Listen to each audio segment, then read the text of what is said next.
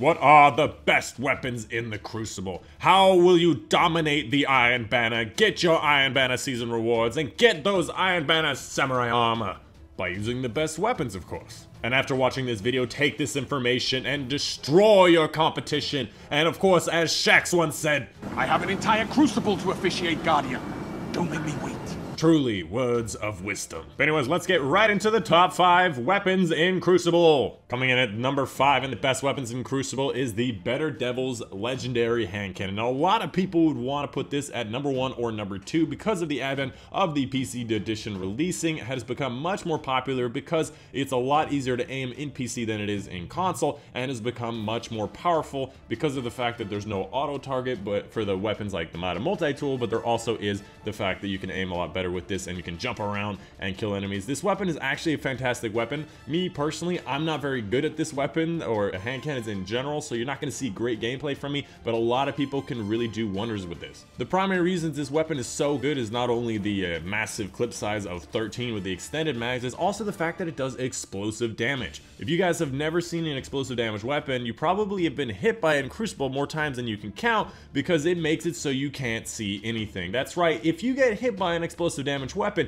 your entire screen just goes bright with this little explosion in front of you. There's a bit of smoke that dissipates very quickly, but it still exists, and it makes you flinch. So if you're getting hit by somebody who has explosive damage weapon, whether it be like the Nameless Midnight or the Better Devils, you're gonna have a very tough time fighting back because it's very difficult to pick out your targets while you're getting hit by it. Not only that, it makes it a lot easier to use because you can hit the wall behind somebody or the floor next to them and still be able to do most of your damage. That being said, the headshot multiplier and the damage you can do with that headshot is actually a little bit diminished when compared to the Annual Skate. So if you are really good with hand cannons, you might find the Annual Skate be able to kill people quicker, do more damage overall, but in the end it is a lot better to have explosive damage because it does disorient your enemies. And finally, I recommend putting a skin on this baby because it's just fun to play around with different colors and shaders.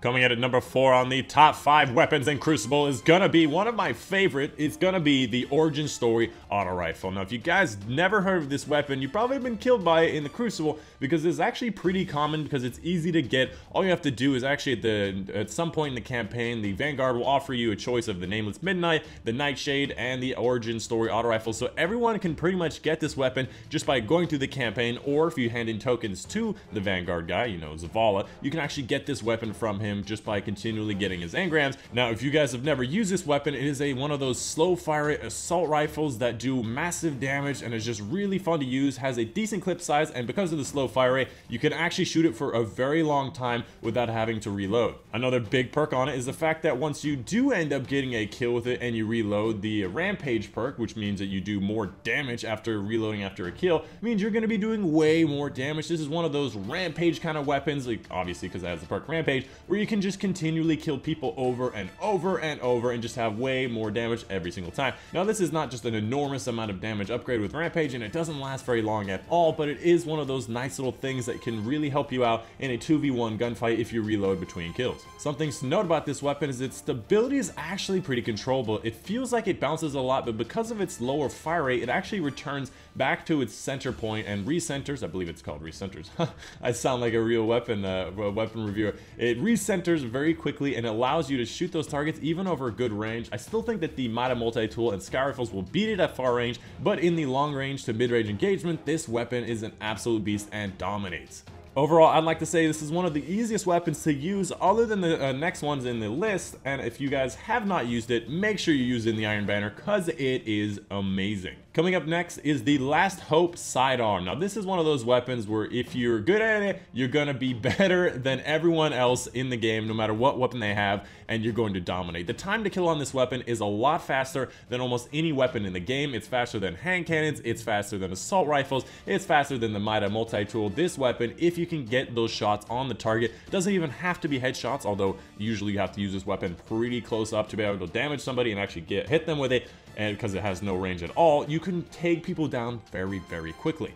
The obvious downsides of this weapon is the downsides of any burst weapon, especially the burst sidearms, is that you try shooting somebody right around the head region and you start to burst over their head and you continue to burst without controlling that recoil enough and you continue to miss right over their person. So if you do end up using this weapon, what I recommend is trying to aim right for the middle chest area, kind of like the upper chest if you can, and that will give you enough headshots and you won't have to worry about too much. And another thing is you can really use this weapon in the air very effectively, and for the love of God, if you do end up using this weapon, please put a shader on it, because the regular weapon skin, it just looks trash. Coming into number 2 in the top 5 weapons in PvP, Crucible is going to be a little surprising because of the fact that it was the reigning champion on the last top 5, and you guys probably already know what it is. But the fact is, PC has changed the meta because there's no auto target on the enemies, and you can actually aim a lot better with it. This weapon has fallen just a little bit in people's eyes because its time to kill is not as good as it used to. The weapon I'm talking about is obviously the MIDA multi-tool scout rifle. Now, this weapon is still amazing. You can get really good kills. It's a fast fire rate. Scout rifles, you can kill people at mid-range, especially at long range with its long-range scope. You can see the radar while aiming down sights. Overall, and of course it's also lightweight, so you can run faster. Overall, this weapon is still an amazing weapon. If you've never used it before, well, I mean, if you've never seen it before, you probably have never even played the Crucible. To get this weapon, you obviously have to do the MIDA multi-tool exotic questline. If you don't know how to do that, just check it out on YouTube. There's a bunch of videos out there, and I think my videos out there is something I recommend for you guys, but it's one of those things you just have to follow the questline, do the things, and it should be that difficult. Now, why is this weapon so far up the list in the top 5 weapon? Not only is it easy to use because it's a fast fire rate scout rifle, so it's not one of those slow ones where if you miss a shot, you're pretty much screwed. It's very nice and fluid to use. You can aim down sights and pre-aim corners while still having your radar up. You can run fast with it, so if anyone's chasing you with like a sword or something, you can get away from them. And of course, the fact that it has a long-range scope on it means that you can pick off targets very, very effectively. And if you have a teammate also using the MIDA multi-tool, you can pretty much both hit the enemy with 2 to 3 shots and it will kill them. And with the fact is, you can shoot like 2 to 3 shots in like a matter of like a second or 2,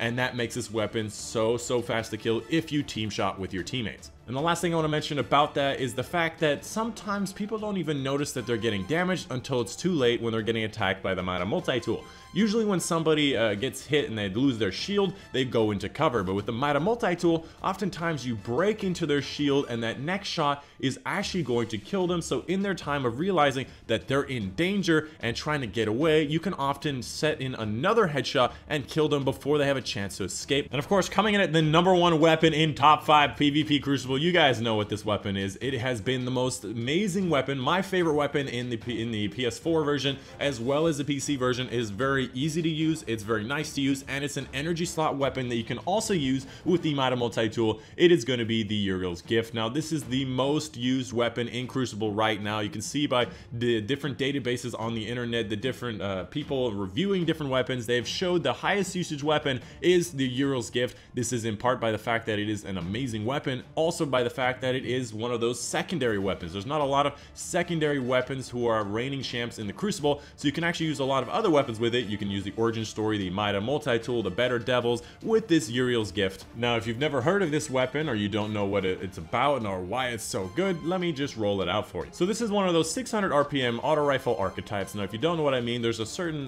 number of weapons that all share the very similar kind of stats.